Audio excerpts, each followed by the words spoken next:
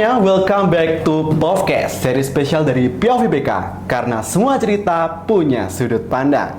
Di sini kita bakal nemenin kamu ngobrol santai tapi penuh makna tentang kehidupan mahasiswa, kesehatan mental, sampai isu-isu yang lagi hangat. Dan tentu saja semuanya dari perspektif yang dekat sama kamu. Bareng aku, Ilham Lahia, yang bakal nemenin kamu melihat berbagai hal dari sudut pandang berbeda. Jadi pasang earphone, cari posisi ternyaman kamu, dan mari kita mulai ngobrol hari ini. Hari ini kita sudah bersama dosen bimbingan dan konseling Fakultas Ilmu Pendidikan Universitas Negeri Malang, Ibu Awalia Siska Pratiwi, SPD MPD. Halo Bu Awal. Halo Mas Ilham. Oke, selamat datang dan terima kasih ya sudah hadir di podcast kita hari ini. Terima kasih sudah diundang. Oke, gimana kabarnya hari ini Bu? Alhamdulillah sehat. Topik netral sekali ya. Oh iya. Topik netral sekali baik, Bu. Mas Ilham gimana? Oke, tentu saja juga baik Bu ya. Puasa Mas? Puasa alhamdulillah. Sudah bolong berapa? Belum bolong. Belum bolong. Oke. Oke, belakangan ini Bu Awal kesibukannya apa nih Bu? Dari di dalam kampus maupun di luar kampus Bu? Kalau di dalam kampus seperti biasa ngajar, apalagi sekarang puasa, jadi lebih singkat waktunya 30 menit. 30 menit. Setiap pertemuan, setiap SKS-nya. Terus kalau di luar kampus, alhamdulillah saya diberi amanah untuk di BPK 3A, yaitu melakukan seksi konseling. Yang pasti selaras lah dengan jurusan saya. Oke, jadi tetap padat merayap Bu ya. Alhamdulillahnya. Tapi Bu, ngomong-ngomong soal penat tentang kegiatannya padat merayap nih Bu, biasanya Bu Awal punya cara khusus nggak buat recharge energi ketika penat nih Bu? Oke, kalau recharge energi kalau waktu nggak puasa biasanya olahraga. Sok sehat ya ini olahraga. Kalau waktu puasa kayak gini ya biasanya seperti yang Mas Ilham lakukan, ngedrakor. Oh, ngedrakor. Oke. Kayak gitulah Mas. Oke. Hal-hal yang seperti Gen Z saat ini lakukan. Oke, atau ngedracin. Itu enggak. Kurang cocok Bu ya. Kurang cocok namanya. Oke, baik, bagus sekali. Jadi itu ya teman-teman kegiatan Bu Awal baik di dalam kampus maupun di luar kampus, dan juga bagaimana sih cara Bu Awal tadi untuk menghilangkan penat ketika puasa maupun tidak puasa gitu Bu ya. Oke. Sekarang kita masuk ke topik utama kita hari ini. Jadi podcast kita kali ini itu dilaksanakan dalam rangka memperingati Hari Peduli Sampah Nasional yang telah dilakukan dan diperingati di tanggal 21 Februari 2026 kemarin. Nah, ini menyoroti pentingnya bagaimana kita dapat mengurangi sampah, menggunakan kembali sampah, dan juga mendaur ulang sampah sehingga sampah di Indonesia itu dapat teratasi dengan baik. Nah, tentu saja ini juga beririsan dengan pendidikan karakter ya Bu yang ada di sekolah. Yap, tentang peduli lingkungan. Oke, mari saja kita kupas topik hari ini dengan Bu Awal. Bu Awalia, menurut Ibu seberapa penting sih peringatan Hari Peduli Sampah Nasional ini di dunia pendidikan? Kalau menurut saya penting sih Mas ya. Jadi pendidikan itu tidak hanya transfer ilmu, kita mencari ilmu, mengasah keterampilan dan sebagainya, tetapi juga ada hal yang perlu dilakukan dari individu dan juga untuk lingkungan. Terutama kalau di sekolah menengah, kalau melihat Mas Ilham lihat atau waktu observasi kemarin di kolong-kolong meja pun juga pasti menemukan sesuatu entah bungkus sedotan atau lipatan kertas, lipatan tisu, yang itu juga bisa menjadi reflektif bagi kita. Seberapa pentingkah kita sudah melakukan buang sampah pada tempatnya, terutama berkaitan dengan hal-hal kebersihan, itu sih Mas. Oke, jadi memang sangat penting Bu ya, karena ini berkaitan dengan bagaimana sekolah itu dapat menjaga kebersihan. Apalagi sekali. Di sekolah itu sekarang ada titel Adiwiyata Bu ya. Ya, benar. Nah, itu pasti sangat berkaitan dengan peduli sampah. Betul. Oke, lalu Bu, mengapa isu sampah ini bisa dikaitkan dengan layanan BK? Menurut Bu Awal, seberapa relevan sih isu sampah ini dapat berkaitan dengan bidang kita, bimbingan dan konseling Bu? Oke, kalau merana dalam 4 bidang, ada pribadi, sosial, belajar dan karir. Karena konselor itu tidak hanya meramu dalam hal pribadi, tetapi juga dalam lingkup sosial, terutama self-awareness, kesadaran diri kita, terus tanggung jawab kita terhadap lingkungan. Kalau misal melihat sampah, apakah kita cukup melihat saja atau diambil, diletakkan yang seharusnya, atau seperti apa, itu juga sangat relevan. Apalagi kalau misal dipadukan dengan kurikulum di sekolah atau dipadukan dalam layanan BK, itu sangat luar biasa. Oke, baik, memang sangat relevan Bu ya. Oke, mungkin biar jadi inspirasi buat para pendengar kita, baik guru BK maupun calon guru BK, kira-kira Bu, layanan seperti apa yang biasanya cocok digunakan untuk mempromosikan peduli sampah seperti ini Bu? Oke, kalau Mas Ilham kan juga dulu HMD ya. Nah, HMD kan juga melakukan kegiatan yang itu berkaitan sama barang bekas. Misalnya membuat media, ada yang menggunakan dari botol plastik, ada yang menggunakan dari rak sepatu, kardus sepatu, betul, terus kardus aqua, terus ada hal-hal lainnya yang koran yang Ya, saat koran. ini jarang sekali dijumpai oleh siswa ataupun mahasiswa itu juga bisa dimanfaatkan.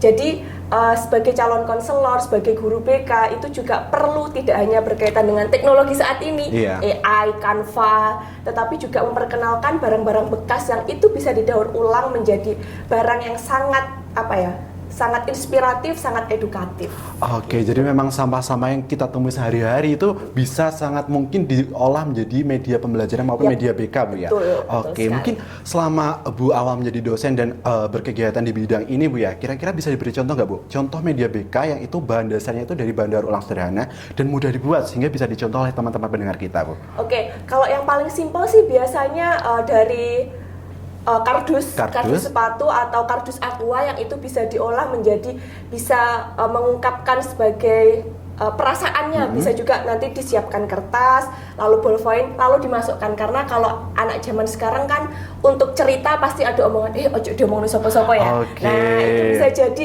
satu alternatif untuk dituliskan lalu dimasukkan yang itu bisa menjadi reflektif bagi calon guru BK juga. Oke, jadi kotanya dapat dimanfaatkan seperti itu, Bu ya. Betul. Oke, lalu menurut Bapak nih, ketika kira-kira kita bisa membuat media BK atau media pembelajaran dari bahan bekas, apakah mungkin itu menjadi ada unsur kewirausahaan dan nilai ekonomis, Bu, di situ? Ya, betul sekali. Karena kalau walaupun dari segi nilai sudut pandang ya atau nilai estetika bagi orang lain kok biasa sekali, tapi ketika kita bisa mengemas menjadi hal yang estetik, kalau zaman sekarang kan estetik. Terus daya jual yang tinggi itu bisa menjadi topik kewirausahaan juga, bisa diperkenalkan kepada siswa-siswa juga untuk gimana sih membuat media atau membuat suatu layanan yang itu juga bernilai daya jual.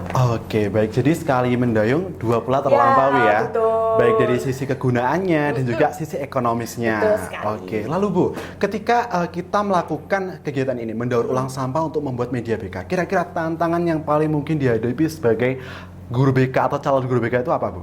Oke, kalau calon guru BK nampaknya sekarang yang dihadapi adalah Gen Z ya. Jadi mereka sangat melek sekali terhadap teknologi. Jadi kalau berkaitan dengan media, pasti media yang digunakan juga langganan Canva Pro, terus notebook LM dan sebagainya. Jadi dari segi calon guru BK atau guru BK pun juga harus sadar tidak semua teknologi itu bisa digunakan. Ada saatnya kita menggunakan barang-barang seperti yang dikatakan Mas Ilham tadi, memperingati Hari Sampah itu juga bisa menjadi salah satu istilahnya, salah satu peringatan dengan menggunakan media yang berdaur ulang sampah, gitu. Dan selain itu Mas Ilham, perlu diketahui bahwasannya sampah ini mungkin bagi segelintir orang susah membuatnya, jadi butuh waktu yang lama. Tapi ketika kita bisa memanfaatkan, kreatif kita muncul, itu akan menjadi nilai daya jual yang menarik. Iya, jadi memang selain itu kreativitasnya sangat perlu ya, dan kreativitas itu pasti sangat mahal ya, Bu ya. Betul. Oke, lalu Bu, apa kira-kira manfaatnya dari penggunaan media berbahan sampah ini dibandingkan dengan media yang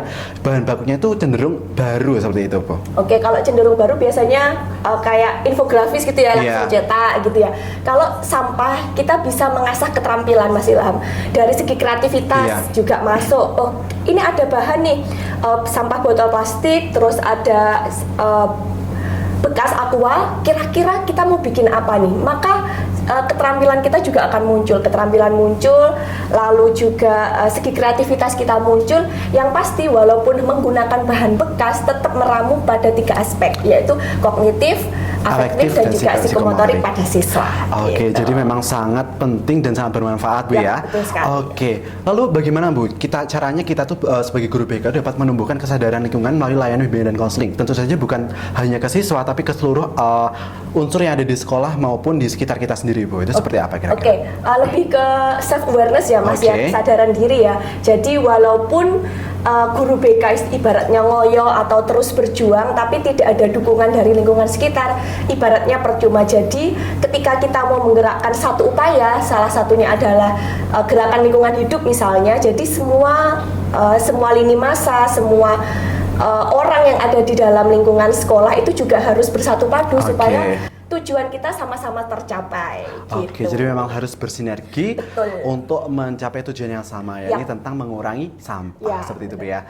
Oke, lalu sedikit informasi Bu ya. Jadi di kegiatan kita di awal tahun ketika mahasiswa baru masuk itu kita ada kegiatan yang namanya Ordinali Bu. Ya, Nah di Ordinali. Ordinali itu kita ada salah satu sesi workshop penggunaan penggunaan limbah sampah sebagai media BK, dan itu sudah berjalan sekitar 3 tahun. Wah, luar biasa. Di mana media-media yang dikembangkan oleh teman-teman mahasiswa baru itu sering dipamerkan ketika ada kunjungan dari universitas lain ke sini Bu. Itu adalah salah satu juga pemanfaatan sampah dalam media BK seperti itu Bu ya. Kalau menurut pandangan Mas Ilham nih, ketika ada tampilan nih dari barang bekas, apa yang Mas Ilham soroti dari mahasiswa-mahasiswa saat itu? Yang saya soroti adalah bagaimana cara memikirkan suatu benda yang terlihat sangat biasa. Itu misalkan ini Bu ya, botol Cleo yang kecil-kecil, Ya, betul. itu bisa dimanfaatkan sebagai media permainan yang sangat interaktif. Jadi, itu mereka membuat bowling Bu, bowling dari media itu, dan itu sangat menyenangkan, dan ketika dipresentasikan di depan itu sangat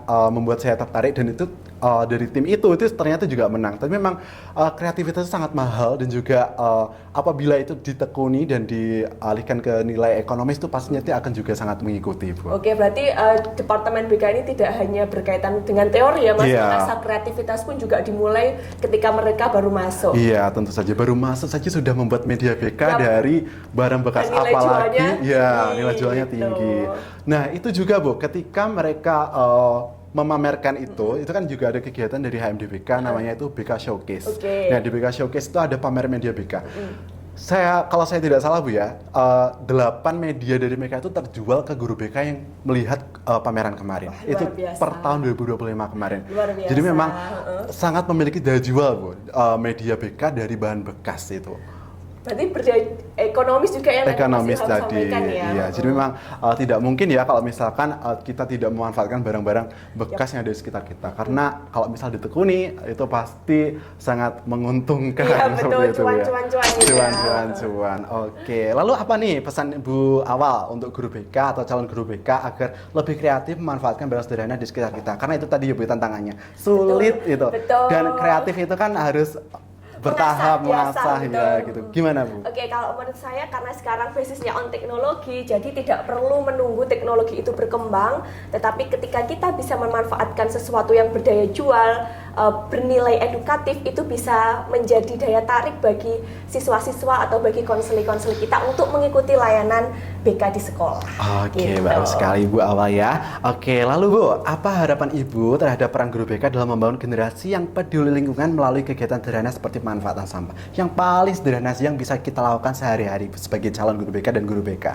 Oke, role model ya Mas Role ya. Kalau model. misal saya mengatakan jangan buang sampah sembarangan, atau saya mengkoar-koar di setiap kelas untuk memanfaatkan daur ulang sampah atau membuang sampah pada tempatnya, tapi saya sendiri tidak melakukan, rasanya kok tidak selaras gitu tidak ya. selaras. Betul. Tidak kongruen. Yap, betul, bahasa BK sekali ya. Tidak Mas. autentik. Yap, betul.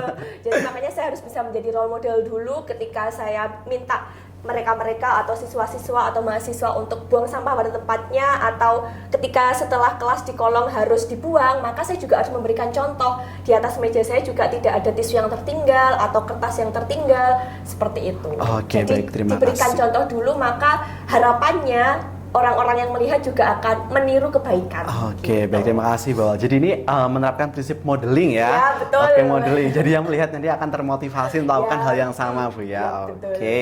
Lalu Bu, ini pertanyaan terakhir Bu ya sebelum kita menutup sesi podcast pada hari ini. Oke, pesan singkat apa yang ingin Bu awal sampaikan kepada seluruh khayal ramai Bu tentang sampah ini Bu? Oke, kalau melihat sampah, nampaknya sampah itu memang ada di mana-mana ya. Yang penting kita dari diri sendiri tuh harus bisa aware. Kalau misal ngelihat sampah, tidak perlu lihat tengok kanan kiri ada orang atau enggak, cukup dipungut, ditaruh di tempatnya. Itu adalah sebuah kebaikan yang itu nanti akan kembali ke kita sendiri. Jadi kalau melakukan kebaikan terutama dalam hal sampah ya Mas ya, sampah ini kan konotasinya buruk, terus kotor, jijik dan lain sebagainya. Jadi ketika kita melakukan satu kebaikan, harapannya satu kebaikan lainnya juga akan mengikuti kita. Oke, baik, terima kasih Bu Awal. Jadi intinya adalah tentang kesadaran diri dan juga mencontohkan kepada yang lain biar semuanya mengikuti hal yang sama seperti itu ya. Oke, nggak kerasa obrolan kita di podcast kali ini sudah sampai di penghujung, dan semoga yang kita bahas bareng Bu Awal tadi itu bisa membuka sudut pandang kita tentang peduli sampah, sekaligus menjadi pengingat bahwa perjalanan kita masih jauh dan akan sangat ringan apabila kita jalani bersama. Jangan lupa follow dan share POV BK biar makin banyak teman kita yang dapat insight positif dari kegiatan kita hari ini.